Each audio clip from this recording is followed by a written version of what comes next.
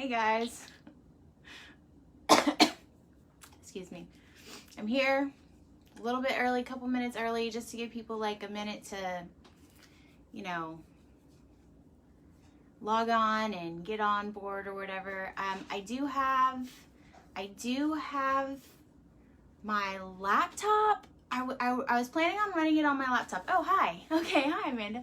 I was planning on running it on my laptop, and I guess I need to update my Chrome or something because it was telling me I couldn't do a live on my laptop. So we're doing it on the phone, which is unfortunate because I was going to show you guys how I pack a box, but I can still do that. I just be like, but I did get the box to go to the side, so that's exciting. So hi, there's Jamie Kirby and Jamie Boucher. Am I saying that right? And Shannon, hi Shannon.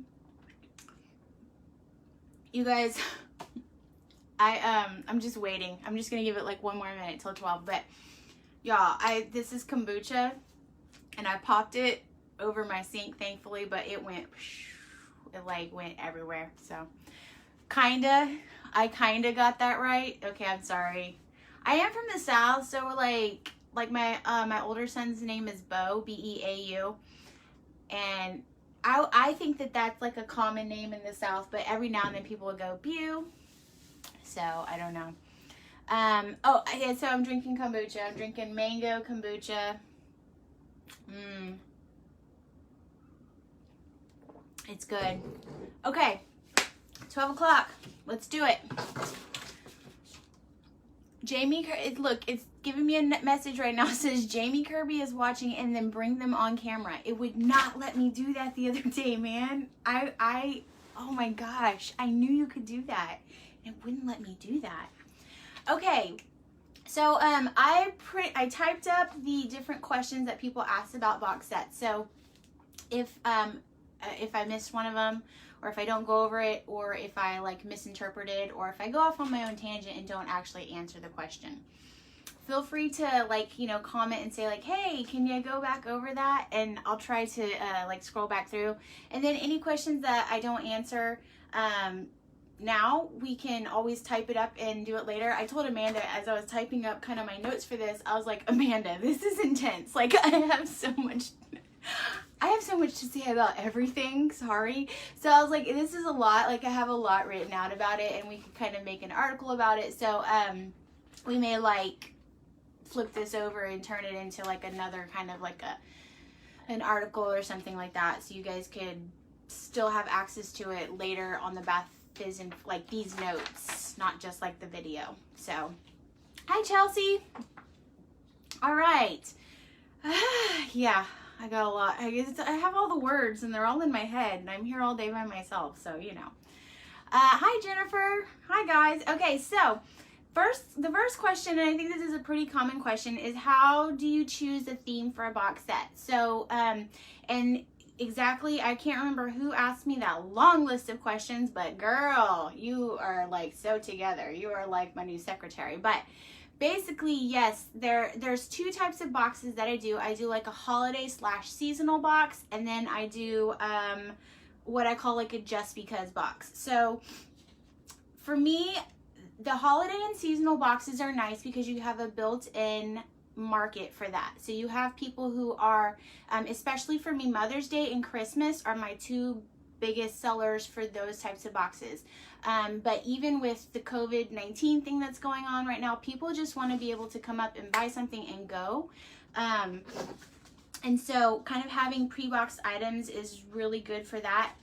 The only downside that I would say to having seasonal specific boxes is that once you're out of that season, you're kind of stuck with product, and then what can you do with it?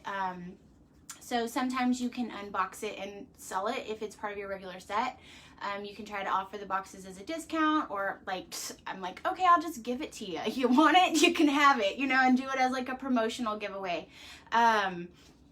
So that's one kind of way to do it. Now, Halloween is my favorite holiday, and I want to make like everything for Halloween. Like I have like a zillion ideas, and I have to really like pull it back and curb it, because the season for Halloween is so short. Like the season for Christmas is really long. Like you can start selling Christmas almost as soon as Halloween's over. Like you can already start bringing out your Christmas stuff. Whereas Halloween, like you kind of have like school's over and then you have like this weird, like it's just like a real short season for it. And actually Amanda has a really good article. I don't know if you have it in here, in this group, Amanda, but the one that you had where it was like, how to prep for like upcoming shows and like how to get your product like prepped and know like how much time you have to sell.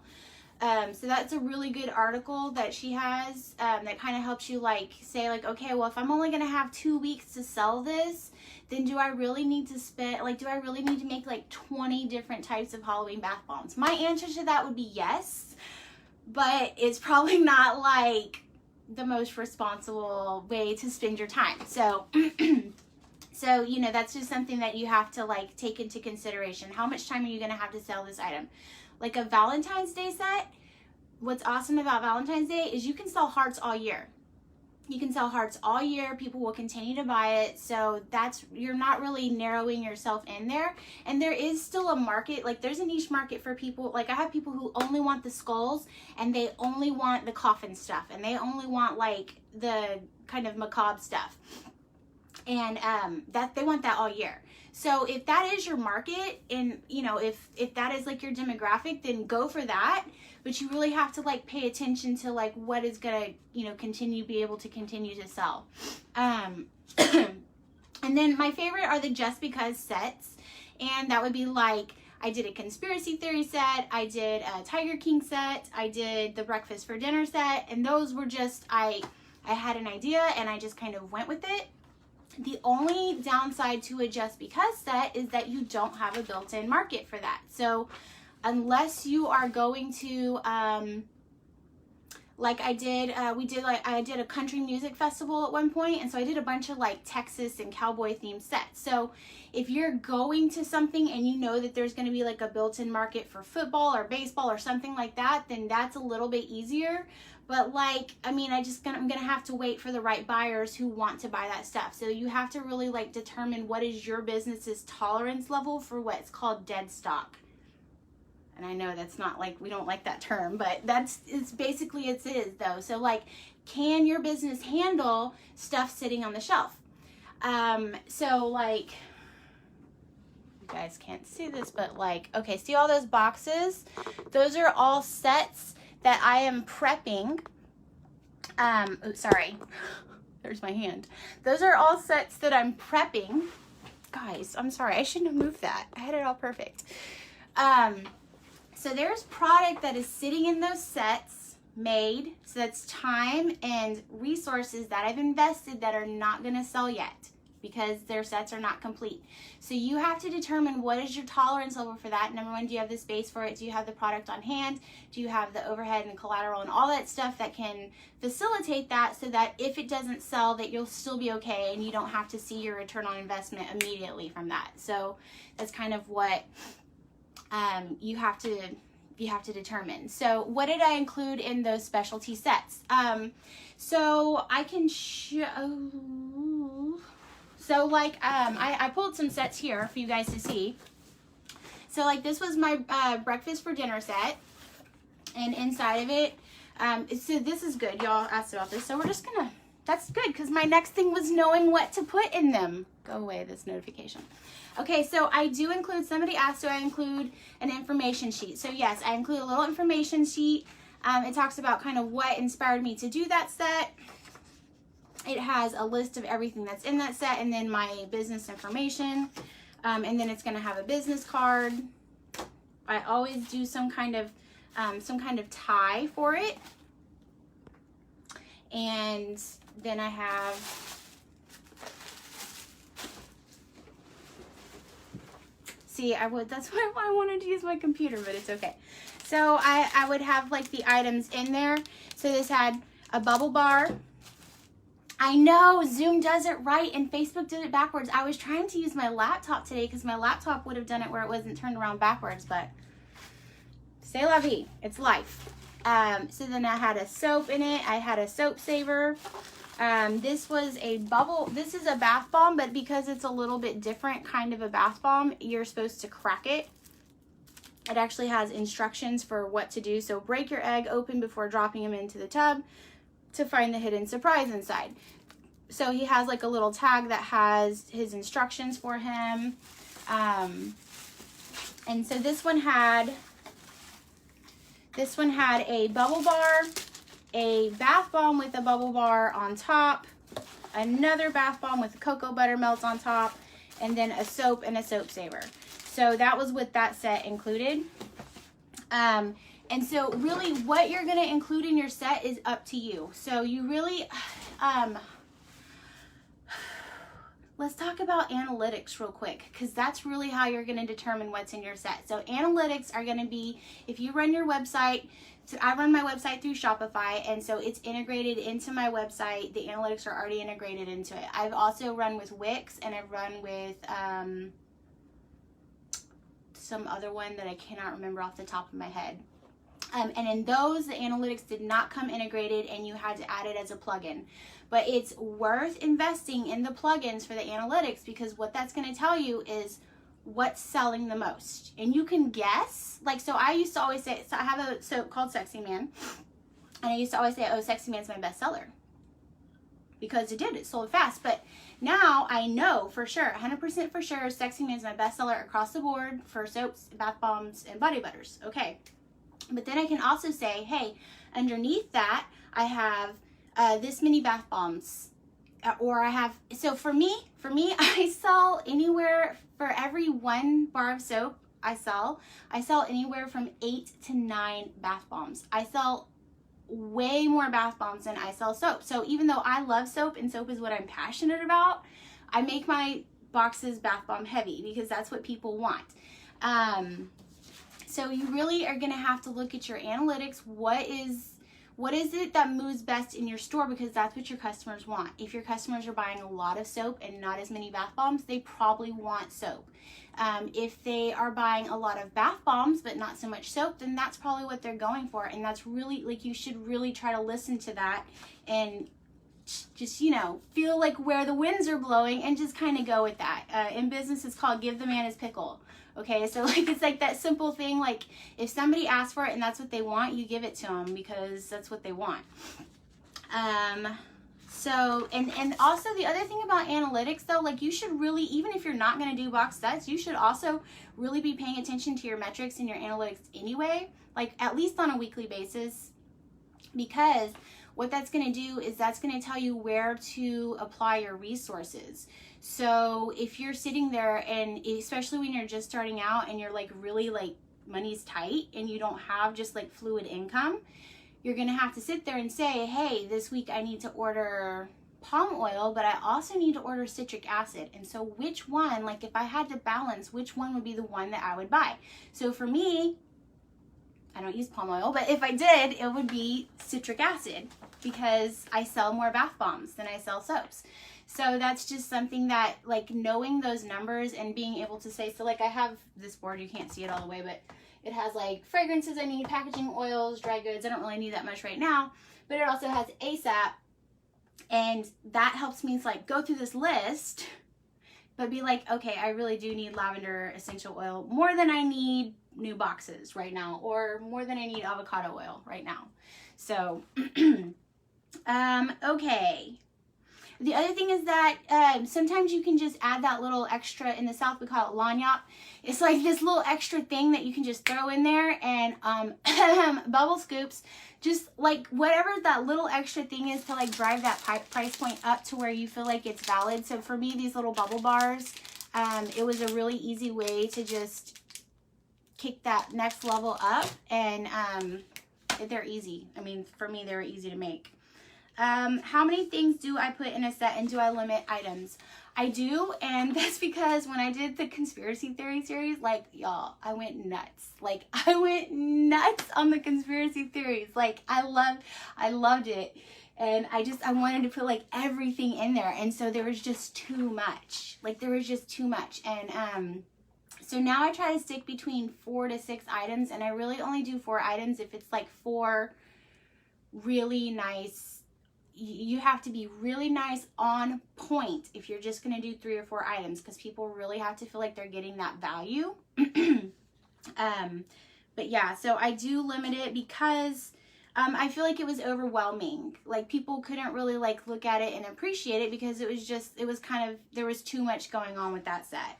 I think the breakfast for dinner has 1, 2, 6. It has 6 items if you include the soap saver. So I think that that's a good balance for it. I think even my Tiger King set, I think it probably had a little bit too much, but like I said, I like kind of lost my mind on it. How often do I put out sets? Quarterly, monthly, bi-monthly?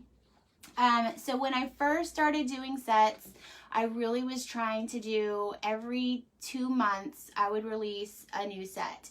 And the problem was that I kind of, now if you are a person who is like really into planning and like it makes you feel secure to have like your plans written out, then you may not run into this problem. But for me, I felt like I boxed myself in. And so I would say like, okay, April, I'm going to do a Let It Rain, which was like, that did sound fun in my head. But when it came down to it, I was like, I got nothing. Like, I was like, I have nothing.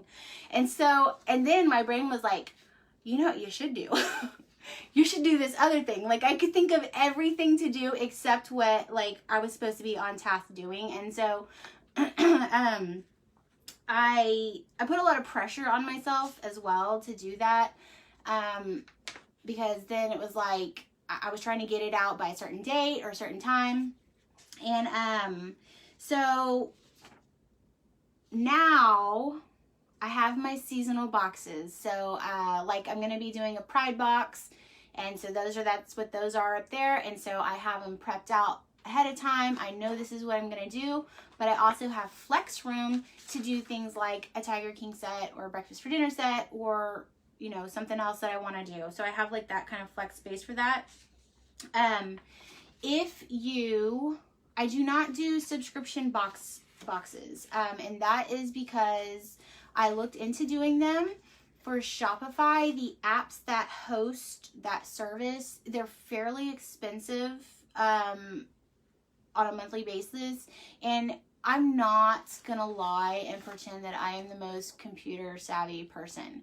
So like, it just went over my head, and I just kind of was like, well, I just, no. And they give you 3 months free, and it still wasn't enough time for me. I was just like, I don't know. But that's not to say that you couldn't successfully do that. For me, I would have to have another partner who is solely focusing on organizing that, getting that set up, and running that side of it. And that's why I think a lot of times you do see people like their whole thing is, I'm a subscription service, and that's what they do. They do box sets, and that's what they do.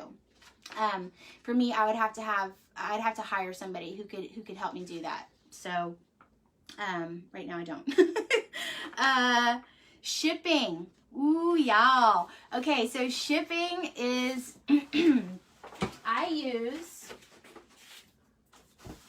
to ship these boxes, I use regional rate B boxes from the USPS. Now, technically, the mailers that I use are, the mailers that I use are actually good enough that I could slap a label on it, like a shipping label on it, and I could shrink wrap it if you have like the giant shrink wrap bags, and I could send it out and it would be fine. And actually, I talk about this later in the thing about boxes, but I'll talk about it now. I got a Smile Direct Club, like for those Invisaligners for my older son, because he will not wear his retainer. I got a box of that in, and it was sitting on my coffee table, and I had some of my box sets sitting on the coffee table next to it, and they're different dimensions, but they were the same box. And I was like, man, that makes me feel pretty feel pretty fancy, you know, like I got the same boxes as them. So I do pay a little bit more for those boxes, but if I had to, I could ship in those boxes. These boxes will fit inside of a regional rate B box with like some padding, and then even when I had my older boxes, which were bigger, they would also fit in there. on average, see, these could still fit in there, so if they're bigger. On average, I use Pirate Ship, so I use a third-party shipping company, and they go through USPS. On average, my shipping cost in the US is $7.99. So that is my average shipping cost. Now, right now on my website, I have it set to where it's $5 domestic shipping, and that's just because COVID-19 is going on and things are crazy, and I want it to stay affordable, so I don't mind eating a couple bucks on it. But I know that some people have issues with shipping and feeling like you're getting gypped on the shipping, and let me talk to you about that, because think about, you're the customer. So for me, when I'm going online to ship and I want to buy 8 ounces of fragrance oil, and it costs me $9 to ship it, that ticks me off, okay? Because I know it does not cost that much to ship it, or it might, but I just don't think that it does because I ship stuff all the time. So that can make and break the difference for me on whether I go ahead and buy an item. You don't want your customers to be doing that debate in their head. So for me, if somebody would buy a $45 item, but they don't want to pay $9 for shipping, they will probably pay $5 for shipping, because that seems like a good deal. So I would rather have a $45 sale and lose $2 than not get the sale at all. And that's just like, that's just common sense. There are things that you can do so you can pad your price. In the US, you cannot offer free shipping if you pad the price. Okay, if you say that something is free, if you're saying this is free shipping, you can't make up for that in other places. However, think about, when I buy my citric acid, I usually buy it from Make Your Own Buzz, because I buy like a whole bunch of stuff at one time. So, I mean, it's going to cost me $75 to ship it anyway. So I might as well just get everything at one time. And I think it's like I want to say it's like $67 to get 50 pounds of citric acid. Or if I only need 50 pounds of citric acid, I will go to Wholesale Supplies Plus, because they have free shipping on orders over $35. And with the cost of one bag of shipping from Make Your Own Buzz, Wholesale Supplies Plus actually ends up being cheaper. I think it's like, I probably have my prices wrong, but it's probably like $70. So it's like a couple dollars cheaper. But I don't care. I'm like, that's free shipping, and I'm saving $3, because over here with the shipping on just this bag, it's going to be, I don't know. So what I'm saying is, you don't want customers to be doing that debate over your stuff. You want them to be like, $5 shipping, yes, you know, or even, so after COVID-19 is over, I'm just going to switch it back and it'll be $7 shipping, US domestic. And if I lose a few cents, okay, it's not that big a deal to me. But that's something that you have to debate. So you could either pad your prices slightly, you know, add 50 cents to everything, and then that'll help cover that. Or you could say, like, what I used to do is say free shipping on orders over this price, because to me, if you're gonna buy $35 or $45 worth of stuff, then I don't mind taking that shipping cost. So you just have to decide for you what it's worth. But yeah, right now I'm doing $5 domestic shipping in a regional rate B box. It depends on where it's going, but it'll cost me it might cost me $8, but it balances out. So you have people who buy 1 bar of soap, and that cost me $3.50 or $2.50 to ship, and they still paid $5. So that's why, like, I look at my average over the year, and I looked at it last night so I could tell you guys for sure, but it's $7.99 as of right now for this year for my average shipping cost. So okay, this is not the right page. Okay, packaging, vendors, pricing, boxes, etc. Okay, you can use any type of box for a box set. I've used those like open, like, I don't know, they're like tub things, but they're like paper. Like, it's like brother sister brand from Hobby Lobby. I've used those and then just shrink wrapped them. I've used, this is my last So I just kind of went on like a fishing expedition.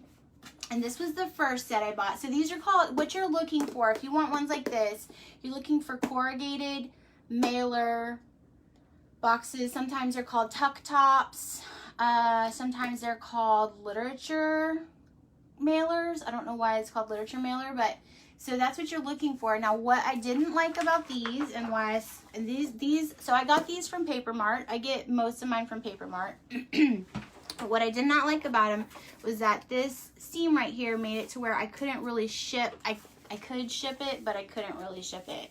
I would have to figure out a way to seal that. And then once I ran my label over the top, like, that's it. I can't get back in it to get stuff out of it unless I destroy the box. So those, I believe, are like, I don't know, $1.25 a box or something. These were a little bit more expensive, but to me, it's worth it. And like I said, it's like, it looks super professional. It's nice. It's clean. Like, it's got like kind of a satiny finish to it. And this is again from Paper Mart.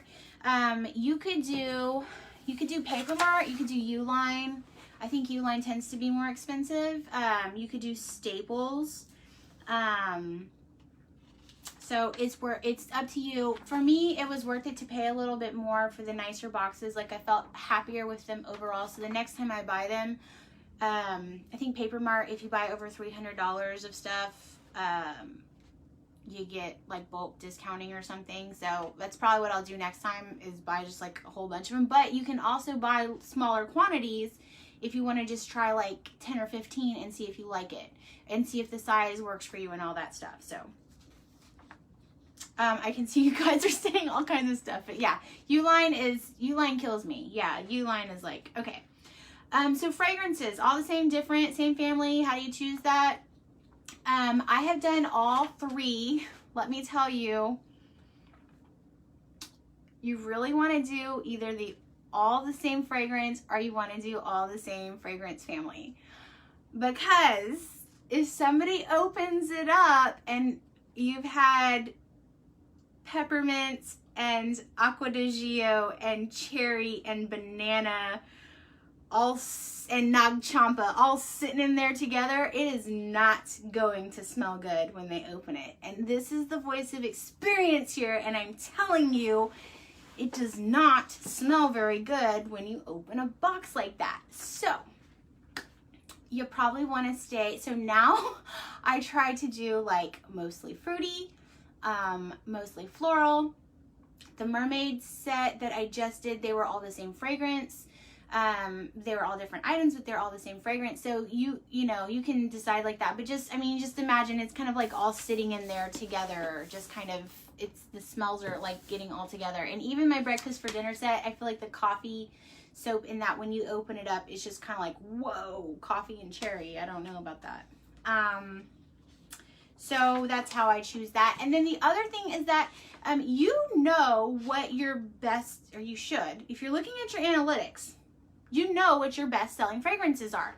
So for me, for this set I'm doing up here for my Pride month, I'm doing 7 different bath bombs in it, and they're gonna be my 7 good sellers. So I'm gonna have 7 good fragrances in there that are all kind of fruity, that are all pretty good sellers. So, and then that way I can say, so this would be a special edition Blood of My Enemies bath bomb, and I'll be able to say, on the back, it'll say like the label will say the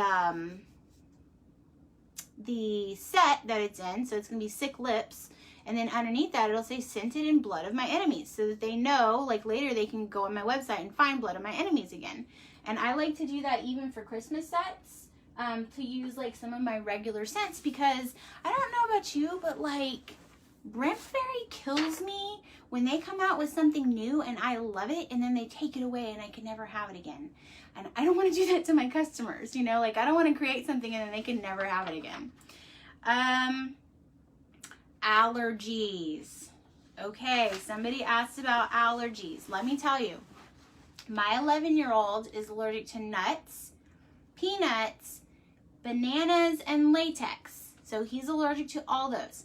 and he's known he's allergic to peanuts, like the all tree nuts. That's a new thing that we learned in like the last 2 years. But even when he was like 5 or 6 years old, you could hand him a Tic Tac and he would ask you if it had peanuts in it, because he's known since he was like 3 years old that he was allergic to peanuts.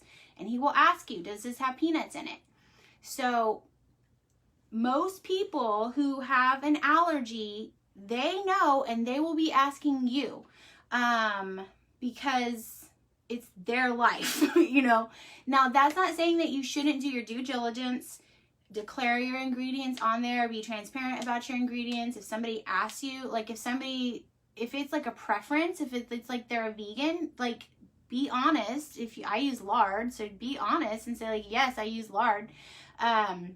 But, you know, definitely, number one, be aware that people will have allergies that you weren't even aware of, okay? So one common one that's been coming up for me lately has been people have been asking if things have avocado oil in them, because they're saying that they're allergic to avocados. And I have to say, yes, all my stuff has avocado oil in it. My focus is to be nut and palm free. I'm not going to be avocado free. But, you know, if that's something that they need, you can always offer to try to make it for them specialty. I don't know. I just say yes, that it has it in there. I don't know if the question was like asking like, should just stamp it and say like, this has peanuts in it, which probably you should. I mean, like, I just feel like as a person who's got a peanut allergy in my family, I'm surprised at how much like peanuts are everywhere and like people just don't even pay attention to it. So yeah, that's just something like, number one, know that people who have allergies, they will mostly go and ask you, but it is your job also to be like declaring that and to be like really transparent about that. Never, never, never. I got so turned off when I moved to this area. There's a really cute little bath shop in my neighborhood. I'm not gonna name names or anything, but there's a really cute little bath shop in my neighborhood, and I went in and she didn't have labels on anything. So I was just like, hey, so what's in this? And it was like stuff. And I was like, woo, girl. So obviously I'm not going to buy anything, because I know that sweet almond oil is really very common ingredient for mixing colors. So I was like, nope, if you're not even going to tell me what's in it, like, I'm not even going to play with you. So definitely just be transparent. Like, people are not asking because they're going to judge you most of the time. They're asking because it's important to them. Information. Do I put informational material inside? Yes. So like I put this in there for breakfast, for dinner. I put that in there for all of them. Just a little quick blurb about it, and then it says what's in there. And then, like I said, if something has a specialty, directions to it. So like this guy, it says bath bomb and solid bubble bath. Take off the bubble bar hat and hold it under running water to create bubbles. Drop your French toast bath bomb in the tub and enjoy, so that they know, like, this is how to use it. It doesn't mean that they won't still just drop the whole thing in the tub, but at least you tried. You tried. Pre-orders. I don't do pre-orders, and here's why. It's stressful for me. It's stressful for me because, like, I did do pre-orders at one point, and then, like, I don't know, like, it was the same kind of thing where it was like, if I wasn't inspired to do something, then I was like under the gun. Like, I had to create something, and that is not, like, creative people, they don't do well when there's like, we do well with some kind of pressure, but not like that kind of pressure where it's like, if you fail, you're like, you've like screwed all these people over. That's not the kind of pressure we like. So, yeah, for me, I didn't like it. I know that a lot of people do pre-orders though. So if you do a pre-order, for sure, like, drop some knowledge on us. Talk to us about how you do it, how you manage to make that work. For me, the other thing with pre-orders was, so like I'll plan, like this set up here, I have 20 of them planned. I have 20 boxes set up there, and so far, each one of those has 3 bath bombs in them, and then I have 1 more to make for it. I have the orange ones here and the red ones here, and then I have 1 more to make for it. But I have, like, each pan has like 24 bath bombs on it, but there's always the possibility that I'm going to drop the whole pan. you know, or I'm gonna screw up 5 of them and then I can only sell 19 sets. But what if you've already sold 20 sets? So that's anxiety. I have anxiety. So it's probably not that big a deal, but that's why I don't do it. It's a lot of pressure for me, and I didn't like the way it felt. But if you're successful at it, talk to us about that. Collabs. Do I do collaborations? Yes. And in fact, I did a collaboration just recently for Mother's Day because I knew that I was going to be doing the Bubble Boot Camp with Amanda. I had some soap prepped for it, and I had some bath bombs, but I didn't have the whole idea fleshed out. And then Amanda's like, hey, let's do this thing. And I was like, yes, let's do that. And so I was like, oh man, I don't have time for the set. So I contacted a local candle maker whose stuff I use and love. And I contacted my friend Shannon, who has a store called Moringa Rose, and I love her skincare. And so we went in together, and so I just said like, hey, what would your price point be for these items? And so I have my card, but I also have their cards, right? Because you want to, like, these people, they helped me out, right? Like, I mean, I paid for the product, but they helped me out. And they helped provide something for my customers. And I want my customers, if they like it, to be able to use it. It's stuff that I use. And so then inside it had like, and this is only 4 items in there, but it had the candle and the face wash and the face mask that they made. And so I definitely say like 100% collaborate with people. Make sure that they're people whose product you've tried, okay? People who you trust. Because if I had said like, hey, can you do this for me? And then they said yes, and then they didn't come through, that would have sucked, right? I would have been like last minute scrambling trying to put something together. So make sure it's somebody that you trust and whose products that you use and that you like. But I would definitely say like, there's no reason that I have to pretend to be the best at everything, okay? I'm good at what I do, but I'm gonna let other people be good at what they do. And so I'm never gonna make candles. It's just not my thing. Nope. Never gonna make candles, ever. Ever. So let somebody else who's really good, who's already done all the failing and stuff, let him make the candles for me. And I'm not into specialty skincare. I'm in like only because that's not where my path has led me. Like my customers have not demanded that. They have demanded bath bombs. And so that's where my path has led me. And so that's where my focus is. But if I have a friend who's really into specialty oils and amazing skincare, like let her shine. So, you know, that's how boss girls do it. Like we let our friends shine too, because that's how we're all gonna like get better at what we're doing. So I definitely say like if you have somebody else that you know who does something better than you, like definitely highlight that and, you know, work together with them if you can. Promote. Okay, so probably Amanda would have more to say about this. That doesn't mean I'm not gonna talk about it, but so I do try to do at least 2 social media platforms. I think that is important to leverage on at least 2 social media platforms because you're gonna have different demographics with it. So for me, I focus on Instagram and Facebook because I understand them. Pinterest, I do not understand Pinterest. Like I have it and I look at the things, but I don't understand like how to like incorporate that into like my business. And YouTube is lost on me. I could not download a video to YouTube to save my life. I've tried more than once. So that being said, I'm just gonna focus on the 2 that I'm good at, and then that's good for me.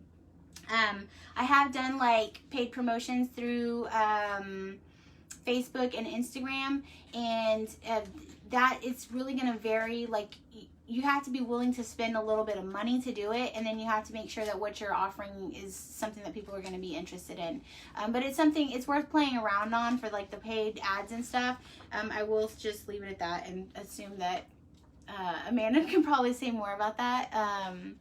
So yeah. Oh, okay, but wait. Oh, okay, so what I was one way that you can though promote and get your customers involved is and this is something that I learned really early on. If you can get your customers invested in the process of what you're doing. So I do a Facebook Live on my Facebook every Friday. I make bath bombs or soaps or something every single Friday, and that gets your customers invested in the process so that they see what you're doing. They see the amount of work that you're putting into it. Now, you don't have to do a Facebook Live where you're making something live. You can just do cutting your soap. Y'all, I had a soap cutting video on my Instagram that I put up in like October, and I don't know what happened, but it was like February or something like that. It went nuts. It had like 26,000 views, and it's like the dumbest video, okay? And it's like, oh my God, if I know that was gonna be the one that was gonna get popular.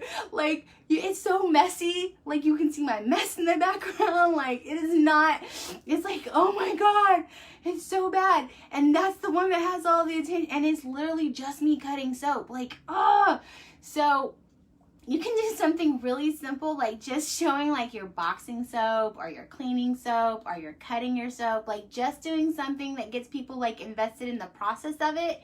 And that is a really great way to promote your products. And I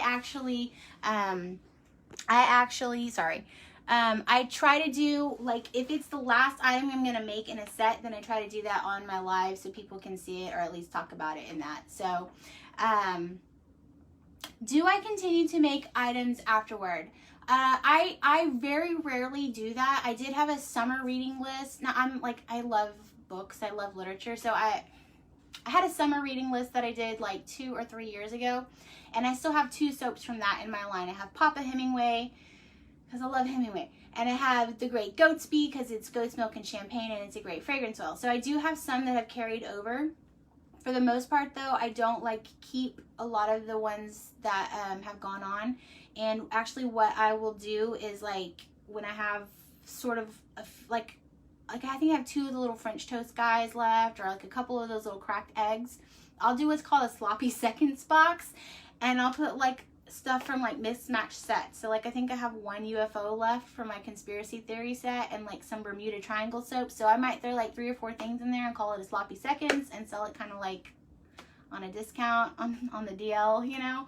So but I don't normally continue to make them, although I have had requests to redo like the conspiracy theory box. So that one I might go back and do it, but I probably won't do the same items. So but if somebody loves it, like what happened with the Great Goatsby was people freaking loved it. So I kept it.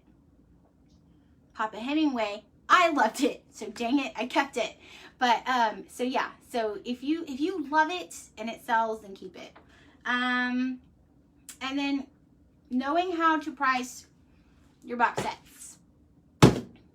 You have to know your cost of goods. So your cost of goods, I don't know if it's Modern Soap Making or Love and Soap Studios. Ooh, I'm sorry. I don't know who has the article on it, but there are several good articles online about figuring out your cost of goods, figuring out your overhead and all that stuff. So you have your regular cost of goods. And then on top of that, you have to do the cost of your box.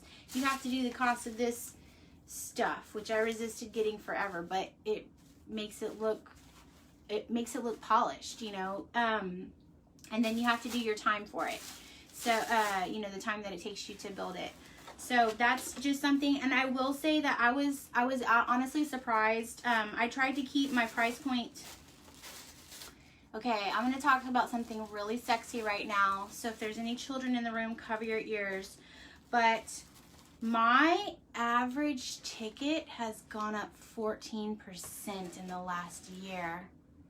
That's sexy, okay? And even in the last quarter, my average ticket value has gone up 4%, and that's because of the boxes. So when I was originally starting to do the boxes, I was trying to do like $20. I was trying to keep it around $20 because I was just like, that's what I would spend on 4 soaps. I would spend $20.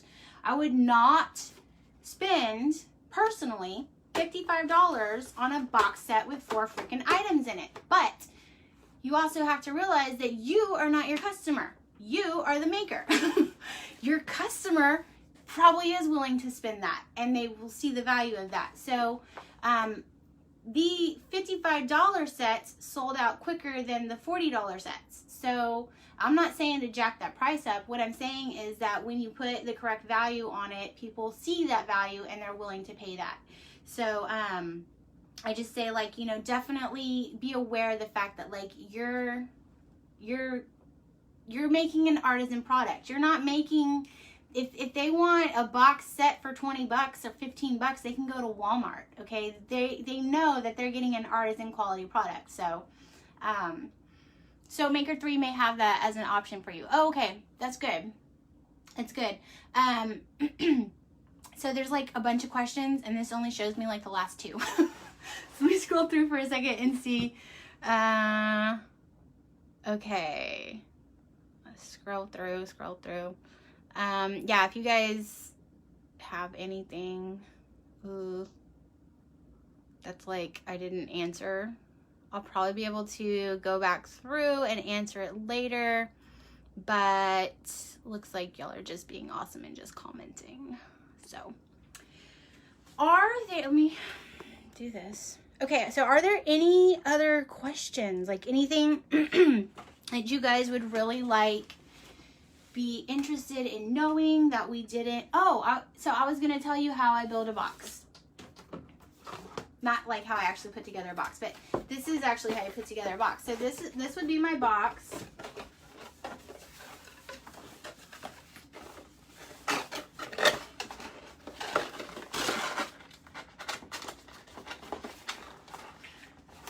They're very easy to put together. So I'll line them all up, and I'll just line them up in a row, and I'll put them on there. And then I'm always going to put on the bottom of it, so you see how they're all going to have a ribbon or tie. So the first thing I do is I put a ribbon across the box, and then I lay tissue paper. I lay tissue paper in, and then I use I use the spring fill, which is like the crinkle cut paper. So let me show you guys a trick. You can just cut off one tiny square, and actually I store it like this so it doesn't spill out. But you can cut off one tiny square so that you don't have this stuff going everywhere, these little noodles. And that kind of keeps it maintained and like in its little thing. Helps keep dirt out and stuff like that. And so then, you know, I fill it, wrap it up, tie it up, tuck in my little business cards, put that in there, and then close it up. And then, ooh, almost dropped that. These are not printed boxes. So at this point, I'm not printing my boxes. I looked into printing them, and it just wasn't worth it to me yet because I still am like figuring out my box game. So this is a full-size sticker from Online Labels. I have a laser color printer. Shannon, my girl, she's my work wife. She was like, you need a laser color printer, Robyn. So I got one in my life, and I'm very glad that I did. So I can print these full color stickers, and they look amazing. They look really professional, and it's like the long-term savings of having a color printer, a color laser printer is amazing. But so then I just print that, and then I stick it on there. So that makes it my life a lot easier than having to have box sets and then try to like printed boxes and then trying to assume that I know how many of the boxes are going to sell. Before I had that, I had just like, I would cut it out, and then if you can see, this is an old box, so it's all like beat up, but there's like a glossy, of course there's always a shine, and I can't get it to do it. There it is. There's like a glossy layer. So that was like a full-size clear sticker, and I just put that over there until I could afford to get the bigger stickers. So that's what I do for now. You can also get those full-size stickers in vinyl if you want to, and I get those from Online Labels. So Marquita says that you have both, but ink is expensive. Yeah, so I was using a lot of ink. So having a laser printer, I just had to redo all my toners, and I mean, it's like $300 to have to get all the new toners, but that's once a year. Because what I was finding with my inkjet was that, like, literally every month when I was about to go to a show, I'd go to print, and like the freaking thing is out of ink. One color. There's always just one color that's out of ink, and then you go to Walmart and you can't find that one color. You have to buy like a 4-pack, and it's just like, it just my blood pressure, my heart could not take that. I just needed like some more serenity in my life when it comes to printing. So, okay. I think, did you guys have any more questions? Maybe some more questions. Let's see. Amazon Prime ships labels for free. That's true. There are specialty labels, though, from Online Labels that you can sometimes find them from Amazon. But if you go to onlinelabels.com, they have way more, lots of more specialty labels. And you can find just lots of stuff. And then their shipping is pretty affordable. And I get a bunch at a time, because it's like, if I want the cost of my labels to be under 10 cents. So I'm going to get as many as it takes to get that down there. So anyway, guys, if you have any other questions, keep posting them in here. We're going to go back through and watch this so we can judge ourselves. No, we'll go back through and watch it. I have these notes written up that I'll go through and we'll print these. I'll share it with Amanda. She'll figure out a great way to do it, because she does all the computer things and she's really good at that. Be good at what you're good at. That's what I say. So, oh, answer Amanda's question from earlier. What was it? See, I can only see with like 2 or 3 things from here. Do you use at least the regular prices of all the products, or you discount overall or charge more work for what you put into it? Ooh, I do use the price of the product. I used to try to do like, oh, well, they want a discount, and so I'm trying to give them a discount. Yeah. I worked in a flower shop. Let me tell you if you get a gift basket from a florist, they're going to take $1.25 thing of Pringles and like some Utz chips and like a thing of nuts, and they're going to put it in a basket that they got from their wholesaler for 50 cents and wrap that in some cellophane and put a bow on it. And that whole basket is going to cost them about $7 to make, and they're going to charge you $23 for it. So I'm not saying that you should jack up your price. I'm just saying, like, there is value in something that is already made, that is already wrapped, that is already together, that's on point. Okay, so it's not like, I'm not saying like jack your people over, but like they would on average upcharge $5 to $10 just for putting a bow and wrapping it, like putting a nice cellophane thing on it. So I think way too often in this industry, we are ashamed to say like, hey, this is how much something's worth. And I was like that when I first started off. I only wanted to charge $5 for a bar of soap. I was scared to even charge $6 for a bar of soap. And now I'm like, yeah, that's a $15 bar of soap. What you gonna do about it? Okay, because if you don't want it, that's fine. Like, somebody else will take it. And I don't charge that for all my soaps, but I do have some specialty ones that are like that. So, you know, the thing is, people, like, you assign the value to it. And so if you say that this is worth that and you stand by that, people will see the value of that. And I think that that is a huge thing. Like, you need to respect yourself as a maker and your products as a maker and say like, no, I'm doing something. This is an artisan product. This is handmade. This is like, I took my time to do this. It's curated. Like, use whatever terms you want to justify that price tag. But like, yes, you deserve that as a maker. So I think that's all I have to say. If you guys have any more questions, please feel free to put them on here and we will follow up with it. And that's it. Happy hump day. Bye, guys.